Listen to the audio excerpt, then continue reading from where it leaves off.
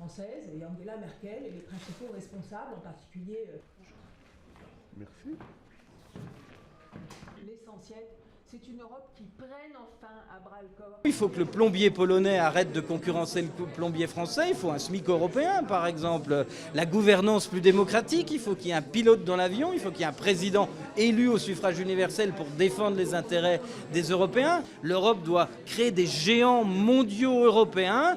Alstom en est la bonne illustration. Il faut d'urgence réunir les grandes entreprises européennes des secteurs concernés, leur donner les moyens, et ils existent, ils sont disponibles à la Banque européenne d'investissement pour faire des géants européens. Je le dis très clairement, il ne faut pas se tromper de colère le 25 mai.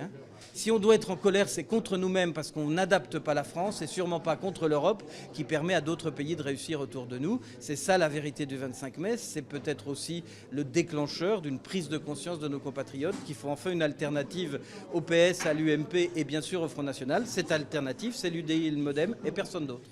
Donc nous proposons de mettre en place une politique européenne de l'immigration avec des quotas par métier et par pays, mais l'envers de la médaille de cela, ça veut dire qu'on doit renforcer la sécurisation de nos frontières extérieures.